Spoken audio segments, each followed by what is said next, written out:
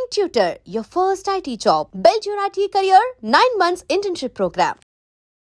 CIA అమెరికాకు చెందినటువంటి నిఘా సంస్థ సెంట్రల్ ఇంటెలిజెన్స్ ఏజెన్సీ మాజీ అధికారి రిచర్డ్ బార్లో ఒక కీలకమైనటువంటి 2 ప్రకటనలు చేశారు. నచ్చని వాళ్ళలో ఎవరైనా రెబల్స్ ఉన్నారో వాళ్ళని ఎలా సీక్రెట్గా చంపేస్తుంది, మట్టు పెడుతుంది అనేది. ఇప్పుడు సడన్గా న్యూక్లియర్కి సంబంధించి, అందులోనూ పాకిస్తాన్ భారతదేశానికి సంబంధించి అన్నీ మాకు తెలుసు అంటూ ఇన్నేళ్ల గ్యాప్ తీసుకొని ఇప్పుడు ఎందుకు బయట పెడుతోంది? స్పెసిఫిక్గా ఆపరేషన్ సింధూర్లో జరిగిన ఆపరేషన్లో మనకు తెలుసు, ఒక స్పాట్కి వచ్చినప్పుడు కైరానా హిల్స్ని కొట్టినప్పుడు యూఎస్ సడన్లో దిగారు. అక్కడ కాల్ యాక్చువల్లీ ఫస్ట్ అసీం మునీర్కి వెళ్ళి ఇమీడియట్గా సీజ్ఫైర్ అడగండి అని చెప్పి యూఎస్ గవర్నమెంట్ నుంచి. అది even president Trump made it very very clear. Shahbaz అహ్మద్తో మాట్లాడలేదు, ప్రైమ్ మినిస్టర్తో మాట్లాడకుండా ఆర్మీ చీఫ్తో మాట్లాడారు డైరెక్ట్. వేరే మన దగ్గర ప్రైమ్ మినిస్టర్తో మాట్లాడారు. ఏదైనా ఇతర దేశాలకు సంబంధించి బయలాటరల్ రిలేషన్స్ కావచ్చు, వాళ్ళ దగ్గర నుంచి ఏదైనా రిక్వెస్ట్ వచ్చింది అనుకున్నప్పుడు మనం డినై చేసామా, యాక్సెప్ట్ చేసామా, ఇవన్నీ కూడా రికార్డ్స్ అనేవి ఉండాలి, క్లాసిఫైడ్స్ రూపంలో ఉండాలి. ఆ టైంలో ఇప్పుడు మనం ఇజ్రాయెల్ అడిగిన హెల్ప్ కోసం పాకిస్తాన్ని కొట్టాలి, న్యూక్లియర్ టెస్టులు చేస్తోంది అనుకున్న దానికి మనం నో చెప్పాము. ఇందిరాగాంధీ సెడ్ నో అనుకున్నప్పుడు మహాత్మా గాంధీని ఫాదర్ ఆఫ్ ద నేషన్ అంటాం కదండి, ఎక్కడైనా రికార్డులో గవర్నమెంట్ ఆఫ్ ఇండియా నోటిఫై చేసింది ఉందండి. అదే టైంలో Israel was a non entity, అంటే అరబ్ నేషన్స్ ఎవరు ఇజ్రాయెల్ దగ్గర కూడా రారు. ఇప్పుడు సౌదీ అరేబియా కానీ, యూఏఈ కానీ, బహ్రెయిన్ వీళ్ళంతా చాలా క్లోజ్ ఇజ్రాయెల్తో, డైరెక్ట్ ఫ్లైట్స్ కూడా ఉంది కొన్ని కంట్రీస్. సో ఇట్లాంటి పరిస్థితుల్లో ఆ టైంలో ఇందిరాగాంధీ ఏమనుకుంటే వీళ్ళకి పర్మిషన్ ఇచ్చి పాకిస్తాన్ని బాంబ్ చేస్తే ఇస్లామిక్ నేషన్స్లో మనొక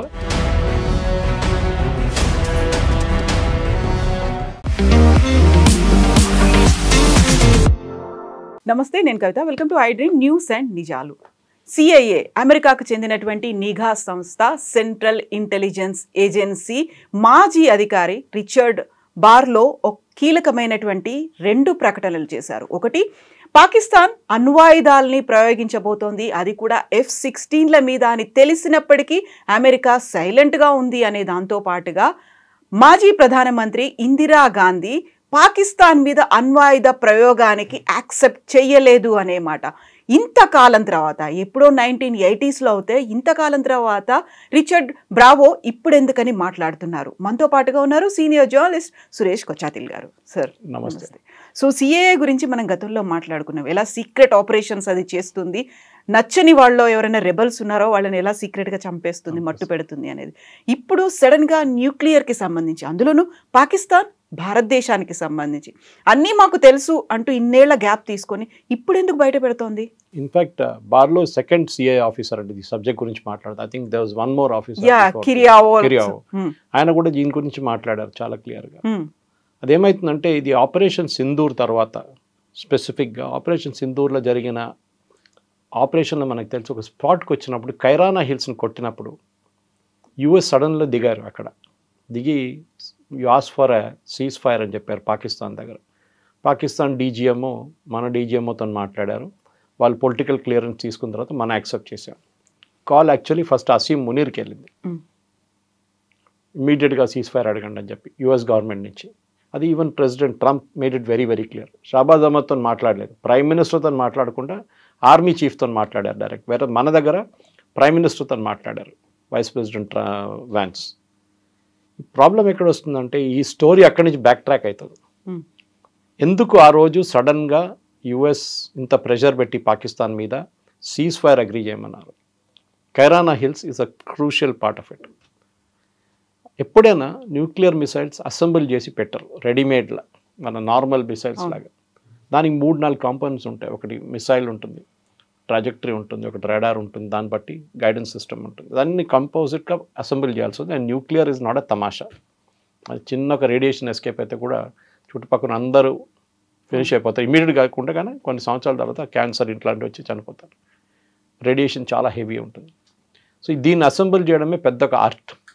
సో స్టోరీ ఎక్కడ స్టార్ట్ అవుతుందంటే, బార్లో మాట్లాడిన దాంట్లో కూడా చాలా క్లియర్గా ఆయన CIA ఆపరేటివ్గా ఉన్నప్పుడు పాకిస్తాన్ న్యూక్లియర్ టెక్నాలజీ ఎట్లా అక్వైర్ చేసుకున్నారని దాని గురించి చెప్పారు. దానికి బ్యాక్ ట్రాకింగ్ ఎక్కడంటే doctor AQ Khan, father of Pakistan's atomic bomb అంటాం, టెక్నాలజీ కూడా అనొచ్చు. మన దగ్గర హోమీ బాబా ఎట్లా ఉన్నారు, అదే పరిస్థితి పాకిస్తాన్ కూడా చేశారు. మనం టెక్నాలజీ ఎక్వైర్ చేసిన తర్వాత పాకిస్తాన్ కూడా మేము ఎట్లయినా ఏ పరిస్థితులైనా మాకు ఈ టెక్నాలజీ కావాలని చెప్పారు. దానికోసం పనిచేశారు వాళ్ళు. ఏక్యూ ఖాన్ లెబారెటరీస్ అని సపరేట్గా ఉన్నప్పుడు ఈయన హాలండ్లో ఫస్ట్ పనిచేశారు. హాలండ్లో పనిచేస్తున్న రీసెర్చ్ ప్రాజెక్ట్కి వెళ్ళారు. అక్కడ వెళ్ళిన తర్వాత రీసెర్చ్ అంతా చేసిన తర్వాత అక్కడ ఒక న్యూక్లియర్ రిలేటెడ్ ఒక ప్లాంట్లో పనిచేసి ఉన్నదంతా నేర్చుకున్నారు. నేర్చుకున్న తర్వాత అదే టెక్నాలజీ తీసుకొచ్చి పాకిస్తాన్కి తీసుకొచ్చి చాలా మటుకు డ్రాయింగ్స్ దొంగతనంగా తీసుకొచ్చారు బయటికి. ఇన్ఫ్యాక్ట్ అప్పుడున్న హాలండ్ గవర్నమెంట్, అప్పుడున్న డచ్ గవర్నమెంట్ ఏమన్నారంటే ఈయన అరెస్ట్ చేయాలని చెప్పారు. అరెస్ట్ ఆపింది సిఐఏ. అప్పుడు మీరు అడగవచ్చు ఎందుకు? ఎందుకంటే America wanted Pakistan to get, వాళ్ళు ఏమన్నారంటే వాళ్ళ ఎక్స్క్యూజ్ ఏముండంటే, and these are classified document, ఇప్పుడు డీక్లాసిఫైడ్ చేశారు, రికార్డెడ్, ఏదో హవాలా మాట్లాడలేదు. సో గాల్లో మాట్లాడకుండా మనం రియల్ లైఫ్ మాట్లాడుతున్నాం. దాంట్లో ఏక్యూ ఖాన్ని ట్రాక్ చేద్దాం, మన ఆయన ఏం చేయబోతున్నాడు చూద్దామని చెప్పి ఆయన్ని, ఎందుకంటే అప్పుడు అరెస్ట్ చేస్తే మళ్ళీ మీకు మిగతా ఏం నడుస్తుందో తెలియదు మనకి, కొత్త ప్లేయర్ ఎవరైనా వచ్చేస్తారు ఏక్యూ ఖాన్ ప్లేస్లో. ఈయన ఏం చేస్తాడు, ఎక్కడ వెళ్తున్నాడు, ఏం చేస్తాడు, ఒక నిఘా పెట్టి ఆయన మీద కంటిన్యూస్గా సిఐఏ వాచ్ చేస్తున్నారు. అటువైపు వద్దాం. పాకిస్తాన్ అటామిక్ కమిషన్ ఒకటి మన దగ్గరే ఉన్నలాగా వాళ్ళకు కూడా కమిషన్ ఉంది. వాళ్ళు ఒక న్యూక్లియర్ టెక్నాలజీ మీద పనిచేస్తున్నారు, అక్వైర్ చేయడం పీస్ఫుల్ పర్పసెస్. అంటే న్యూక్లియర్ ఒక ప్లాంట్ కట్టబోతుంది, దాని నుంచి ఎలక్ట్రిసిటీ ప్రొడ్యూస్ చేస్తాం అదని చెప్పి వాళ్ళు అక్కడ మొదలుపెట్టారు. ఖాన్ అదే టైంలో రిటర్న్ వచ్చారు పాకిస్తాన్కి. ఆయన వెంటనే ఆయన మీద కేసులు హాలండ్లో చాలా మటుకు ఆయన అరెస్ట్ చేయాలని చెప్పి డిమాండ్. కానీ ఈ చెప్పినట్లు సిఐఏ ప్రొటెక్ట్ చేశారు ఆయన చాలా మటుకు. ఈ ఇద్దరు కలిసి చేసిన ప్రాజెక్టే పాకిస్తాన్కి ఇప్పుడున్న టెక్నాలజీ. దాని తర్వాత మనకు తెలిసిన 90లో వచ్చేదాకా AQ Khan was remove from the scene totally. America అంత ప్రెషర్ పెట్టిన తర్వాత పాకిస్తాన్ గవర్నమెంట్ దాన్ని పక్కన జరిపేశారు. కానీ అప్పుడు దాకా పాకిస్తాన్ అక్వైర్ చేసుకున్న టెక్నాలజీ. దీని నడిమిట్లోనే మీరు చెప్పిన మాట Indira Gandhi and Israel, I think 1982, 83 అనుకుంటాను, దానికన్నా ముందు కూడా ఉండొచ్చు. ఇజ్రాయెల్ ఒక ప్రపోజల్ ఇచ్చారు. అప్పుడే పాకిస్తాన్ ఈ న్యూక్లియర్ ప్లాంట్ అసెంబుల్ చేస్తున్నారు.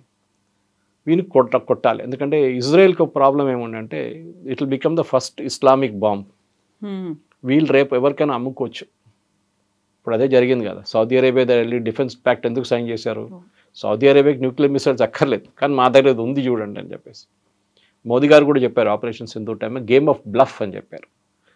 అంటే మా దగ్గర ఒక బాంబు ఉంది చూడు, నాకు దగ్గర వస్తే బాంబు నీ మీద బెదిరించడం. ఆ బెదిరించడం పనికిరాలే, మనం కొట్టేసి ఖతం చేసేసామని. సో న్యూక్లియర్ బ్లఫ్ అక్కడ. సో ఈ AQ Khan is a very very central character దీంట్లో. అదే బార్లో మాట్లాడుతూ దాని తర్వాత సీన్ అంతా మారిపోయింది పాకిస్తాన్లో. ఎందుకంటే ఆఫ్ఘనిస్తాన్లో సోవియట్స్ వచ్చి కూర్చున్నారు. సో ఇందిరాగాంధీ స్టోరీకి వద్దాం మనం దానికన్నా ముందు, ఎందుకంటే ఆ స్టోరీ మర్చిపోతాం లేకుంటే. ఇందిరాగాంధీకి పర్మిషన్ అడిగారు ఇజ్రాయెల్ బాంబ్ చేయడానికి పాకిస్తాన్ న్యూక్లియర్ ప్లాంట్ కహుటా. బాంబ్ చేయాలంటే ఆ టైంలో ఈ పెద్ద పెద్ద రీఫ్యూలింగ్ ఎయిర్క్రాఫ్ట్ లేదు ఇప్పుడున్నట్లు. ఇప్పుడు మొన్న ఇరాన్ కొట్టారు చూడండి, వాళ్ళు ఎంత దూరం వచ్చి కొట్టి మళ్ళీ తిరిగి వెళ్ళాలి, because entire thing was refuelled in the air, అన్ని ఎయిర్క్రాఫ్ట్. కానీ ఆ టైంలో అంత లేకుండే. So they had to refuel somewhere on the way. దాని తర్వాత పాకిస్తాన్ ఈ న్యూక్లియర్ ప్రాజెక్ట్ బాంబ్ చేసిన తర్వాత రిటర్న్ తీసుకొని వెళ్ళేటప్పుడు ఇండియాలో ఆగి రీఫ్యూల్ చేసి మళ్ళీ మేము వెళ్ళిపోతాం. దానికి అమృత్సర్ లేకుంటే పఠాన్కోట్ అట్లాంటి ఎయిర్పోర్ట్స్ అడిగారు. Indira Gandhi said no. దానికి పొలిటికల్ రీజన్స్ చాలా చెప్తున్నారు, కానీ ఆమె ఎందుకు నో అని చెప్పింది దానికి ఎక్కడ డాక్యుమెంటేషన్ లేదు. నో అని చెప్పింది అంతేగాని ఎందుకు రీజన్ ఎక్కడ ఇవ్వలేదు. బహుశా రీజన్ 2-3 ఉండొచ్చు. ఒకటి, India was very close to PLO ఆ టైంలో, Palestine liberation organization, which is a terrorist group. ఇప్పుడు హమాస్ ఎట్లా ఉంది అప్పుడు వాళ్ళు ఉన్నారు. ఇప్పుడు వాళ్ళని ప్యాలెస్టీనియన్ అథారిటీ అంటారు. వెస్ట్ బ్యాంక్లో ఉన్నారు, గాజాలో వాళ్ళ సీనే లేదు అసలు. యాసిర్ అరాఫత్ అండ్ ఇందిరాగాంధీ చాలా క్లోజ్ ఉన్నారు ఆ టైంలో. అదే టైంలో Israel was a non entity, అంటే అరబ్ నేషన్స్ ఎవరు ఇజ్రాయెల్ దగ్గర కూడా రారు. ఇప్పుడు సౌదీ అరేబియా కానీ యూఏఈ కానీ బహ్రెయిన్ వీళ్ళంతా చాలా క్లోజ్ ఇజ్రాయెల్తో, డైరెక్ట్ ఫ్లైట్స్ కూడా ఉంది కొన్ని కంట్రీస్ నుంచి. సో ఇట్లాంటి పరిస్థితుల్లో ఆ టైంలో ఇందిరాగాంధీ ఏమనుకుంటే వీళ్ళకి పర్మిషన్ ఇచ్చి పాకిస్తాన్ని బాంబ్ చేస్తే ఇస్లామిక్ నేషన్స్లో మనకు బ్లాక్ లిస్ట్ చేసేస్తారు ఇండియాని, మనకి రేపు పాసిబ్లీ ఆయిల్ కూడా అమ్మరు, మనకి ఈ ప్రాబ్లం రాబోతుందని ఇందిరాగాంధీ గారు నో చెప్పారు. అది ఇందిరాగాంధీ గారు చేసిన one of the biggest international political mistake. దాని తర్వాత operation blue star was a biggest blunder. అది బింద్రన్ వాలే, అది సపరేట్ కేసు, అది భస్మాసుర్ ఎఫెక్ట్ అది.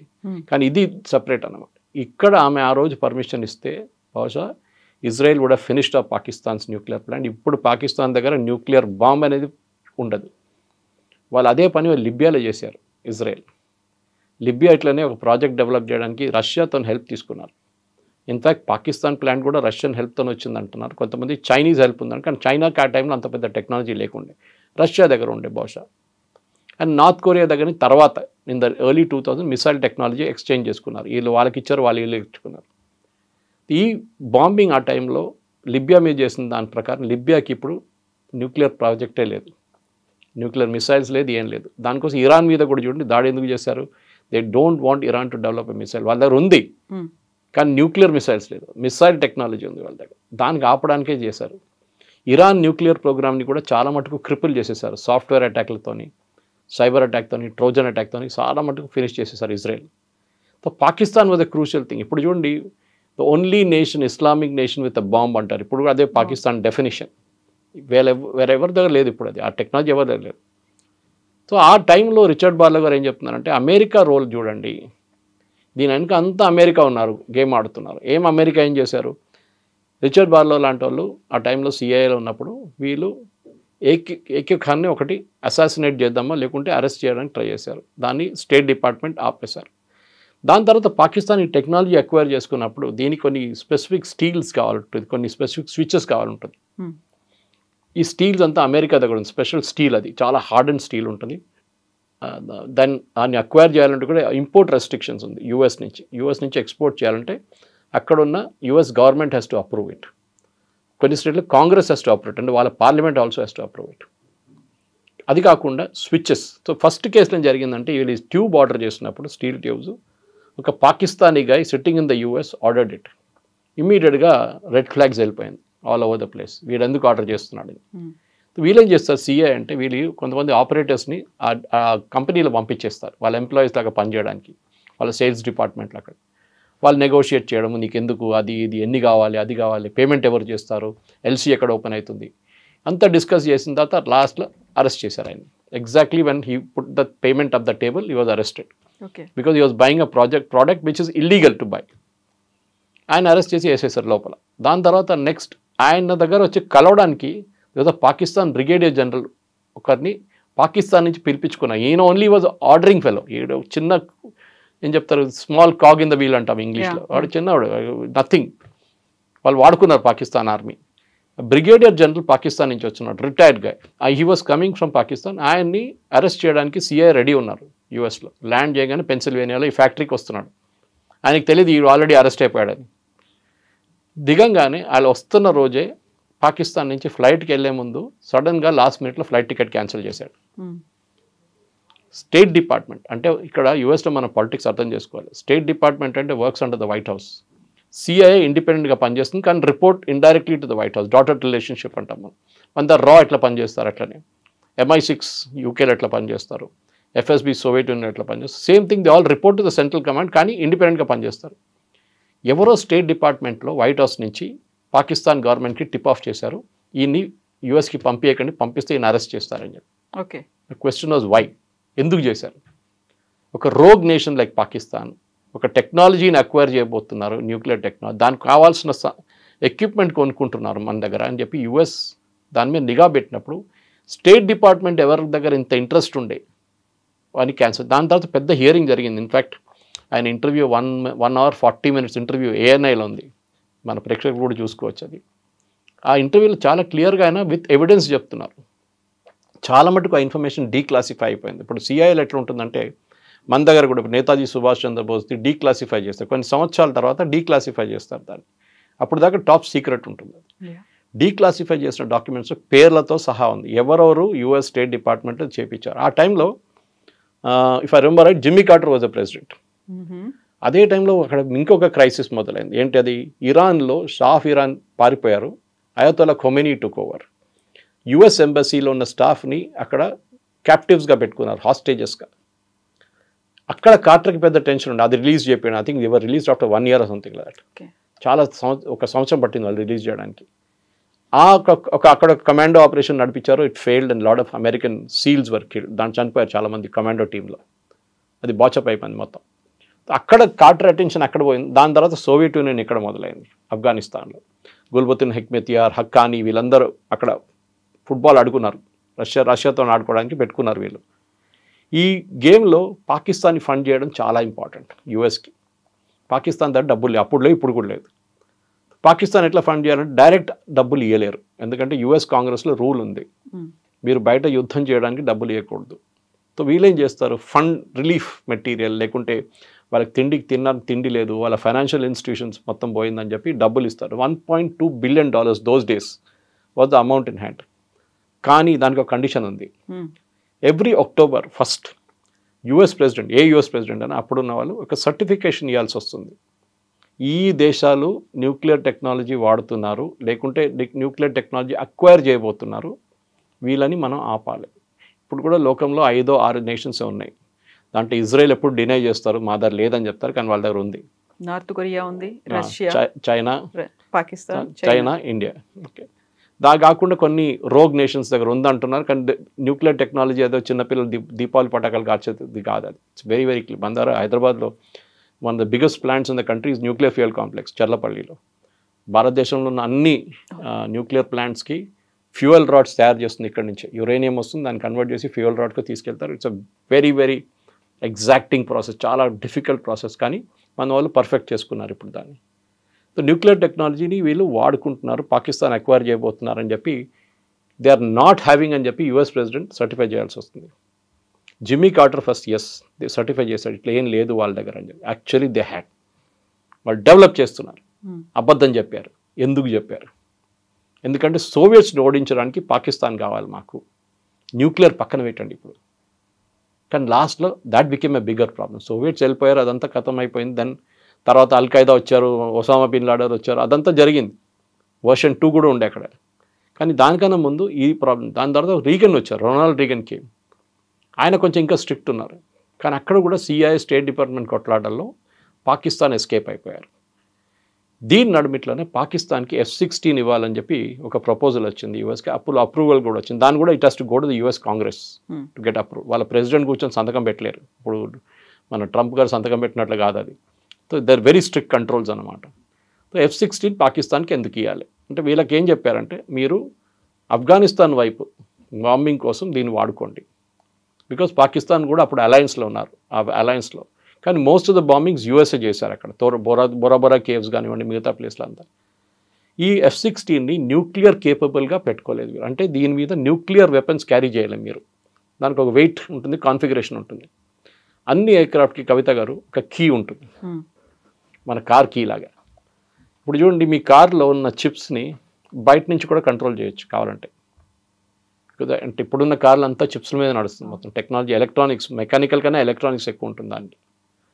ఇప్పుడు కూడా మీరు చూడండి, నేను ఒక ఎగ్జాంపుల్ ఇస్తాను. మొన్న పెద్ద కాంట్రవర్సీ జరిగింది, మొన్న కాదు 2 సంవత్సరాలు అవుతుంది. భారతదేశంలో ఉన్న బయోమెట్రిక్ మిషన్స్, మనం ఫింగర్ ఆర్ ఐరిస్ స్కాన్ చేసి మనం ఎంటర్ అవుతాం.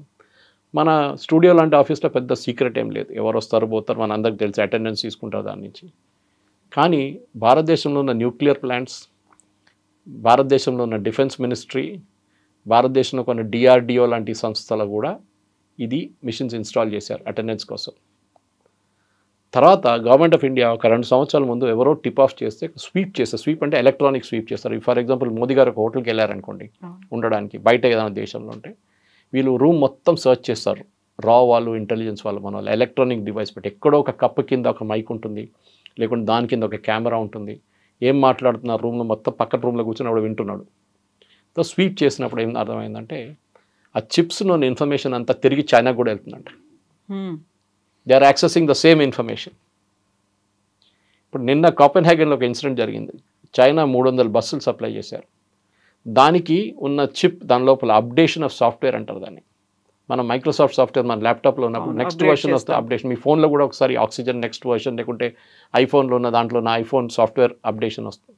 You say yes, it will update automatic. ఎట్లా అప్డేట్ చేస్తుంది? Because it has access to your phone. మీరు అనుకుంటారు నా ఫోన్ చాలా సెక్యూర్ అని చెప్పి. కాదు, మీ ఫోన్లో ఉన్న ప్రతి ఫోటో, ప్రతి వీడియో, ప్రతి కాల్ వాళ్ళ దగ్గరికి వెళ్తుంది. The company like Apple has control on it. మీరు వాట్సాప్ వాళ్ళు అంటారు, ఫేస్బుక్ వాళ్ళు, మెటా అంటారు, మేము it's encrypted conversation end to end, అది nothing called encrypted. Law and order authorities కావాలంటే మీ రిక్వెస్ట్ పెడితే అదే మెటా వాళ్ళు మొత్తం మీ డీటెయిల్స్, డిలీట్ చేసిన చాట్లు కూడా తీసేస్తారు. ఈ పరిస్థితుల్లో ఈ పర్టికులర్ ఎయిర్క్రాఫ్ట్ F-16లో కూడా ఒక చిప్ ఉంది. ఆ టైంలో చిప్స్ అంత పెద్దది కాదు, కానీ చిప్ ఉంది. ఎందుకు యూజ్ చేస్తారంటే దీంట్లోన సాఫ్ట్వేర్ అప్డేట్ చేయడానికి. ఇప్పుడు మన దగ్గర ఉన్న రఫేల్ కొన్నాం చూడండి, ఇప్పుడు మనం 36 బోర్డ్ స్క్వాడ్లను కొన్నాం, 36 ఎయిర్క్రాఫ్ట్. దాంట్లో కూడా కీ ఉంది ఒకటి, మనకి ఇయ్యలేదు. That is one mistake we made when signing the contract. మొన్న పాకిస్తాన్ చెప్పారు మేము 5 రఫేళ్ళు 6 రఫేళ్ళు, రాహుల్ గాంధీ అయితే 7 రఫేల్ అని చెప్పారు, ట్రంప్ అయితే 8 అని చెప్పారు. But the original company of Rafale said not a single aircraft has been lost. వాళ్ళకి ఎట్లా తెలుసు అది? ఒక్క ఎయిర్క్రాఫ్ట్ 17,000 ఫీట్లో ఏదో ఒకటి వచ్చి కొట్టిన దాన్ని వీళ్ళు దింపి కిందకి తీసుకొచ్చి రిపేర్ చేయించుకొని దాన్ని 2 రోజుల తర్వాత మళ్ళీ ఫ్లై చేశారని చెప్పారు. In fact air marshal Bharti made that comment, all our pilots flew the next day అని చెప్పి. వీళ్ళకి ఎట్లా తెలుసండి? How does the Rafale company know that you are actually working or not అనేది? ఈ కీ వాళ్ళ దగ్గర ఉంది, ఎందుకంటే దాంట్లో కూడా సాఫ్ట్వేర్ అప్డేషన్ ఉంటుంది. మనం ఇప్పుడు రీసెంట్లీ నేవీ కోసం ఇంకో 36 ఆర్డర్ చేసాం, 3 స్క్వాడ్రన్లు సపరేట్ ఎయిర్క్రాఫ్ట్. దాంట్లో వర్టికల్ ల్యాండింగ్ టేక్ ఆఫ్ ఉంటుంది, ఎయిర్ ఫోర్స్ లాగా. It's not just the horizontal take off. దాంట్లో కూడా వీళ్ళు ఏం చేశారంటే, వీళ్ళు India government said this time we will not make the mistake, you have to give us the key. Contract కావాలంటే key మాకు ఇవ్వాలి, మీకు ఎలక్ట్రానిక్ కీ అది. So that we will update, మాకు అప్డేషన్ ఇచ్చేసి మా వాళ్ళు అప్డేట్ చేస్తారు. We will not allow you to have any direct access with aircraft. So F-16లో కూడా ఇది ఉండే. F-16 వీళ్ళు ఏం చేశారంటే, ఒక టైంలో 1990లో ఇండియాతో నాకు చిన్న గొడవ మొదలైనప్పుడు దే హ్యాడ్ పర్ఫెక్టెడ్, వాళ్ళ న్యూక్లియర్ ప్రోగ్రామ్ పర్ఫెక్ట్ అయిపోయింది మిసైల్స్తో సహా. వీళ్ళు ఆ ఓవర్ నైట్ F-16లో న్యూక్లియర్ మిసైల్స్ లోడ్ చేయడం మొదలుపెట్టారు. ఇమ్మీడియట్ వాషింగ్టన్లో పెంటగన్లో అలార్మ్స్ వెంట్ ఆఫ్, ఎందుకంటే వాళ్ళు తెలిసిపోయింది వీళ్ళు కాన్ఫిగరేషన్ మారుస్తున్నారు అని చెప్పి. దాన్ని ఇమ్మీడియట్గా వాళ్ళు పాకిస్తాన్ మీద ప్రెషర్ పెట్టి నథింగ్ డూయింగ్, మీరు ఆ న్యూక్లియర్ మిసైల్స్ దింపండి ప్లేన్ నుంచి అని చెప్పారు. అంత కంట్రోల్ ఉందన్నమాట యూఎస్కి. దానికోసం the first interview if you had seen that other gentlemen, ఆయన చెప్పారు Pakistan nuclear missiles between 4 years was under US control.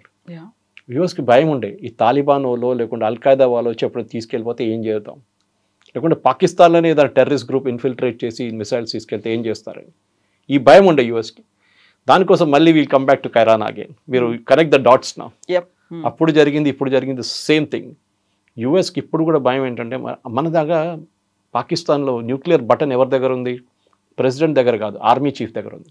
వాళ్ళు చెప్తారు మన దగ్గర కూడా న్యూక్లియర్ బటన్ ఉంటుంది. మీరు మోదీ గారు ట్రావెల్ చేస్తున్న చూస్తుంటారు, ఒక ఆయన పక్కన ఒక సూట్ కేసు పక్కన చిన్న బ్రీఫ్ కేసు ఉంటుంది, బుల్లెట్ ప్రూఫ్ బ్యాగ్స్ ఇంకా ఉంటుంది, కానీ ఇది ఒక సపరేట్ ఉంటుంది, దాంట్లో ఒక న్యూక్లియర్ బటన్ ఉంటుంది.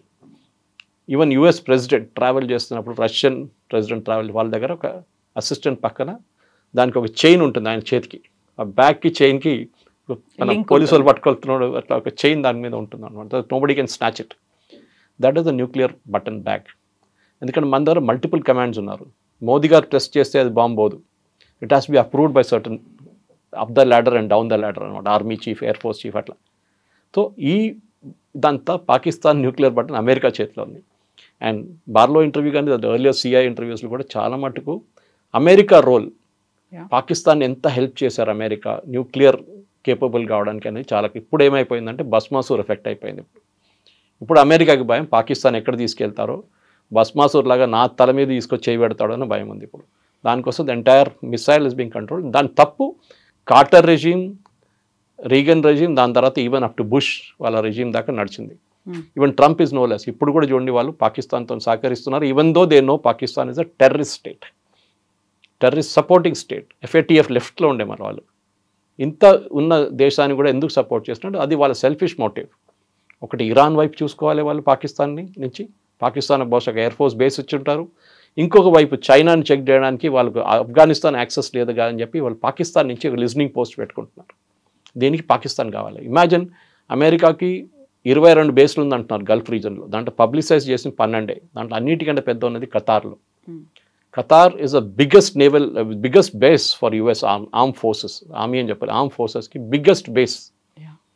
అక్కడ ఒక్క ఖతారీకి కూడా యాక్సెస్ లేదు, ఖతార్ గవర్నమెంట్కి యాక్సెస్ లేదు, వాళ్ళు నడిపిస్తారు అంతా అక్కడి నుంచి. అట్లా సౌదీ అరేబియాలో కూడా ఉంది వాళ్ళ దగ్గర. అక్కడ ఉన్న రెజీమ్స్కి భయం ఏంటంటే, రేపు ఏదైనా మా మీద కూ జరిగితే ఎవరు మమ్మల్ని రక్షిస్తారు? వీళ్ళుంటారు, అమెరికా ఉంటారు, మేము చూసుకుంటాం మిమ్మల్ని, డోంట్ వరీ అబౌట్ ఇట్. రేపు ఒక సదాం హుసేన్ మిమ్మల్ని వచ్చి కొట్టడు, మేము చూసుకుంటాం మేము. That is the thing which Americas give assurance అనమాట. సో పాకిస్తాన్ని కూడా అట్లనే ఒక బేస్గా తయారు చేస్తున్నారు. బహుశా మీరు అడగొచ్చు, ఇండియాకి థ్రెట్ ఉంటుందా? అవును, ఎస్, పాసిబుల్. ఇండియా దగ్గర పక్కన మన పాకిస్తాన్ వైపు నుంచి పెట్టుకుంటే they can listen to what we're doing in Pathankot కానివ్వండి, ఉరీ కానివ్వండి, అటువైపు కాశ్మీర్లో ఉన్న ఏదైనా బేసెస్ నుంచి కూడా మనం శ్రీనగర్ కానీ ఎత్తైన కంట్రోల్ చేసి వాళ్ళు వినొచ్చు how many aircraft we have their. Satellite technology ఉందనుకోండి, కానీ listening post is very very important మనకి. ఇప్పుడు మనం శ్రీలంకలో మనం ఒక బేస్ పెట్టుకున్నాం, మనం అక్కడ ఒక నేవల్ రిపేర్ యార్డ్ పెట్టుకున్నాం, ఒట్టిగా పెట్టుకోలేదు అక్కడ. That is the listening post for us. అక్కడ మన నేవీ షిప్ ఉంటే అక్కడ చైనా వాళ్ళు ఏం చేస్తున్నారని మలక్కా స్ట్రేట్స్లో చూసుకుంటారు. So America role worldwide చూస్తే ఏంటంటే మీరు చెప్పినట్లు స్టార్టింగ్లో సిఐ రోల్ చెప్పారు. డర్టీ గేమ్ ఆడడంలో వీరు నంబర్ 1 ఛాంపియన్స్. మన క్రయోజెనిక్ టెక్నాలజీ మన ఇస్రోకి డినై చేసిన వాళ్ళు వీళ్ళు, నంబినారాయణ అరెస్ట్ చేసిన వాళ్ళు, చేపించిన వాళ్ళు. Of course it was done with help from the Congress party in Delhi. ఆ టైంలో మన అందరికీ తెలిసిందే.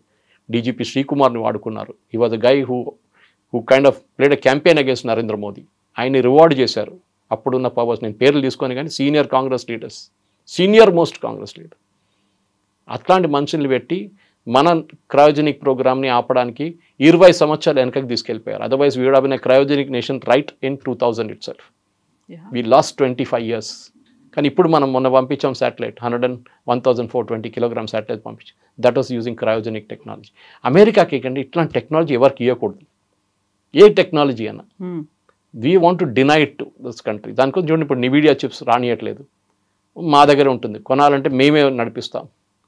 సరే మనం కొనుక్కుంటాం చాలా మటుకు. We don't have that kind of technology with us. For example మన దగ్గర సివిలియన్ ఎయిర్క్రాఫ్ట్ లేదు, బోయింగ్ నుంచి కొనాల్సింది, ఎయిర్బస్ నుంచి కొనాలి. కానీ రీసెంట్లీ మనం రష్యాతో ఒకటి సైన్ చేస్తాం చిన్న ఎయిర్క్రాఫ్ట్ తయారు చేయడానికి. టైం పడుతుంది. వీ లాస్ట్ మన 40 సంవత్సరాలు మన గ్లోరియస్ ఇయర్స్ మన చేతి నుంచి పోయింది. Especially from 1960 till 1991. That period was last for India అనమాట. నరసింహరావు గారు వచ్చి ఎకానమీ ఓపెన్ చేసిన తర్వాతనే ఇండియాలో R&D కానివ్వండి, డిఫెన్స్ ఎక్విప్మెంట్ కానీ చాలా మటుకు అప్పటి నుంచి మొదలు. ఇప్పుడు మోదీ గారు వచ్చిన తర్వాత 12 సంవత్సరాలు ఆత్మనిర్భర్ అనే కాన్సెప్ట్ వచ్చింది. కానీ అన్నిటికంటే ఇంపార్టెంట్ మనం మర్చిపోకూడదు, అమెరికా పని చూసుకుంటారు. వాళ్ళు they are selfish, very very selfish. అది ఏ కంట్రీ అయినా అంతే. So we should be very very careful. అమెరికాతో డీల్ చేసినప్పుడు కానీ, సోవియట్ యూనియన్తో డీల్ చేసినప్పుడు కానీ, ఈవెన్ పాకిస్తాన్తో డీల్ చేసినప్పుడు. This is a secret of international diplomacy అన్నమాట. ఇప్పుడు మనం going back to Indira Gandhi regime దగ్గరికి వెళ్తే మీరు చెప్పినట్టుగా దానికి సంబంధించినటువంటి రికార్డ్స్ లేదు. ఏదైనా ఇతర దేశాలకు సంబంధించి బయలాటరల్ రిలేషన్స్ కావచ్చు, వాళ్ళ దగ్గర నుంచి ఏదైనా రిక్వెస్ట్ వచ్చింది అనుకున్నప్పుడు మనం డినై చేసామా, యాక్సెప్ట్ చేసామా, ఇవన్నీ కూడా రికార్డ్స్ అనేవి ఉండాలి, క్లాసిఫైడ్స్ రూపంలో ఉండాలి. ఆ టైంలో ఇప్పుడు మనం ఇజ్రాయెల్ అడిగిన హెల్ప్ కోసం పాకిస్తాన్ని కొట్టాలి, న్యూక్లియర్ టెస్టులు చేస్తోంది అనుకున్న దానికి మనం నో చెప్పాం. ఇందిరాగాంధీ సెడ్ నో అనుకున్నప్పుడు ఎందుకు అనేటువంటి రీజన్స్ కావచ్చు, లేకపోతే ఆ తర్వాత జరిగేటువంటి చర్చ, ఇవన్నీ కూడా ఇప్పటిదాకా అసలు అవైలబుల్గా లేవా? మహాత్మా గాంధీని ఫాదర్ ఆఫ్ ద నేషన్ అంటాం కదండి. ఎక్కడైనా రికార్డులో గవర్నమెంట్ ఆఫ్ ఇండియా నోటిఫై చేసింది ఉందండి? లేదు. మొన్న ఎవరో RTA ఫైల్ చేశారు. ఎగ్జాక్ట్లీ. అట్లా మా దగ్గర ఏ రికార్డ్ లేదని చెప్పారు. There no such record. Surgical strikes detail కావాలని చెప్పి ఎవడో RTA పెడితే మా దగ్గర ఏం రికార్డ్ లేదని చెప్పారు army. Certain information are classified. Cabinet meetings for example Indira Gandhi టైంలో మిట్రాకిన్ ఆర్కైవ్స్ అని చెప్పి ఒక పెద్ద ఎక్స్పోజే ఉండే. KGB spy called Mitrokhin. ఆయన్ని మీరు టాష్కెంట్ ఫైల్స్ చూస్తారు, ఆ సినిమా చూపించారు ఆయన్ని. He walked away in to the British embassy. చాలా 2 పెద్ద సూట్ కేసు నింపి KGB టాప్ ఏజెంట్. ఆయన ఇచ్చిన ఇన్ఫర్మేషన్ రష్యా గురించి చాలా వాల్యుబుల్ ఉండే, యూఎస్కి కానీ యూకేకి కానీ మిగతా నేషన్స్ ఆ టైంలో, కోల్డ్ వార్ ఎరాలు. ఈ సీక్రెట్స్ అనేది ఇంగ్లీష్లో చెప్తా, you carry your secrets to the grave అని. అంతే అంతే. యూ డోంట్, ఫర్ ఎగ్జాంపుల్ రాలో పనిచేస్తున్న వాళ్ళ ఇంట్లో కూడా చెప్పరు ఎక్కడ పనిచేస్తున్నారని. You will never see except for the director of రా రీసెర్చ్ అండ్ అనాలిసిస్ వింగ్. మన దగ్గర చాలామంది దాంట్లో డెప్యుటేషన్లో ఆర్మీ నుంచి, సెంట్రల్ ఫోర్సెస్ నుంచి వస్తారు, ఇంటెలిజెన్స్ నుంచి వస్తారు, మిగతా దేశాలు వెళ్ళి పనిచేస్తారు వాళ్ళు. హమీద్ అన్సారీ వైస్ ప్రెసిడెంట్ ఉన్నప్పుడు, before that when he was in the Gulf state as an ambassador, ఈయన మన రా ఏజెంట్స్ని ఎక్స్పోజ్ చేశారు చాలామందిని. వాళ్ళ కవర్ బ్లో చేసేసారు, కావాలని చెప్పి చేశారు. దానికి రివార్డ్ ఆయనకి వైస్ ప్రెసిడెంట్ ఇచ్చారు, సోనియా గాంధీ. ఆయన వాళ్ళ పేర్లు తీసుకొని అక్కడ ఉన్న కంట్రీస్ చెప్పారు, ఈ రా ఏజెంట్ అని చెప్పి, ఇండియన్ రా ఏజెంట్ అంటే. అంతే. మన దగ్గర 12 మందిని చంపేశారు వాళ్ళు. అది సౌదీ అరేబియా ఉండొచ్చు, UAE ఉండొచ్చు, బహ్రెయిన్ ఉండొచ్చు, ఖతార్ ఉండొచ్చు, ఎక్కడ ఆల్ ద గల్ఫ్ కంట్రీస్లోనే రా ఏజెంట్స్ ఫినిష్డ్. వాళ్ళకి మెడల్స్ లేదు, ఏం లేదు. ఆలోచించండి. Because this guy did. It's another separate story. అది ఇట్స్ క్లాసిఫైడ్, కానీ it is very open now. ఆయన చేసిన రోల్, హమీద్ అన్సారీ చేసిన, ఇట్ ఇస్ అ ట్రీజన్. కంట్రీతో చేసిన ట్రీజన్ అది. సో ఆ రోల్లో కూడా మీరు అడిగిన ప్రశ్నకి సీక్రెట్స్ ఉంటుందంటే ఉంటుంది, కానీ కొన్ని సీక్రెట్స్ చెప్పరు. ఇప్పుడు మనం కూడా మీడియాలో ఉన్నప్పుడు చాలా మటుకు మనకు వచ్చే ఇన్ఫర్మేషన్ సోర్సెస్ అని చెప్తాం మనం. We'll never disclose who the sources are. నా దగ్గర కొన్ని డిబేట్స్ కొంతమంది అంటే సురేష్ గారు ఇదంతా చెప్పేస్తున్నారు ఓపెన్ పబ్లిక్లో అంటే నాకు పబ్లిక్లో ఉన్న ఇన్ఫర్మేషనే నేను చెప్తున్నాను. దానికి అక్కడ వెళ్ళి ఒక 10 ఫీట్ ముందు కూడా వెళ్ళట్లేదు, నేను అక్కడే ఆపేస్తున్నాను నా ఇన్ఫర్మేషన్. ఇదంతా ఆన్ రికార్డ్ ఉన్నది. బార్లో ఇంటర్వ్యూస్ దేర్ ఆన్ రికార్డ్. ఆయన చెప్పింది అంత నిజం అని చెప్పలేము, కానీ ఆయన ఇచ్చిన రికార్డ్స్ ఇస్తున్నాడు. దాంతో is giving instances, is giving record, declassified information చూపిస్తున్నాడు. So that is important. మనం దాన్ని కనెక్ట్ చేసి చూడాలి. మీరు అడిగిన ప్రశ్నకి రికార్డ్ ఉందా? Yes, here is the record. Subhash Chandrabose గాయబైపోయారు, దాని తర్వాత ఏం జరిగింది, గుమ్నామీ బాబానా ఏంటని, the records are not there. Lal Bahadur శాస్త్రికి ఏమైంది, ఎలా చనిపోయారు అది కూడా లేదు. డిస్క్లాసిఫై చేయమన్నారు సుభాష్ చంద్రబోస్ డిసపియరెన్స్, లేదు హోమీ బాబా చనిపోయింది ఎట్లా, మౌంట్ బ్లాంక్లో ఎయిర్ క్రాష్లో ఎవరు చంపారు, ఇట్స్ సిఐఏ ఆపరేషన్. అందరికి తెలుసు ఇండియా న్యూక్లియర్ ప్రోగ్రామ్ ఆపడానికి చేసింది అది, కానీ ఆగలేదు.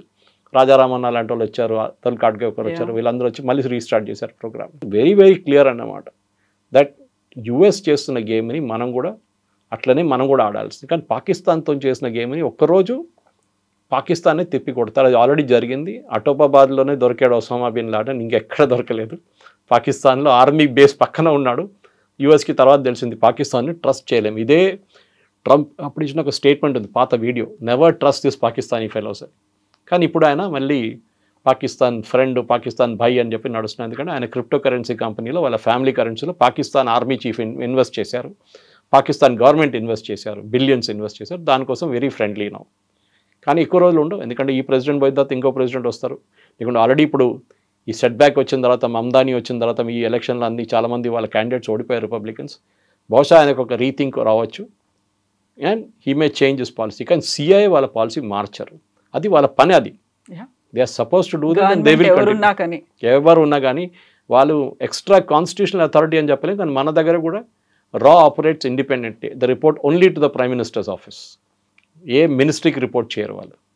So that's a direct reporting structure. So instructions అక్కడి నుంచి వస్తుంది, ఏం జరుగుతుంది అక్కడి నుంచి తెలుసు, బయట వాళ్ళకి ఎవరికి తెలియదు. Yes sir, thank you so much. Thank you.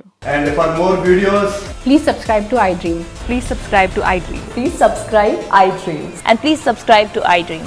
For more videos, subscribe to iDream. please like, share and subscribe to the channel. Congratulations, iDream. Subscribe to iDream. Subscribe to iDream. So subscribe to iDream Media. iDream ki iDream team andarki huge congratulations. Please subscribe iDream Media. Please subscribe to iDream. Subscribe iDream. Please subscribe to iDream. iDream అంటే నా కళల channel subscribe చేసుకున్న నోరు తిరుగుతలేదు, మీరైతే గంట గుర్తు కొట్టండి. For more such videos, please subscribe to iDream. Subscribe to iDream. Please subscribe to iDream. Please subscribe iDream Media. Please do subscribe to iDream. Please subscribe to iDream Media. For best entertainment and information, please subscribe iDream. And don't forget to subscribe to iDream.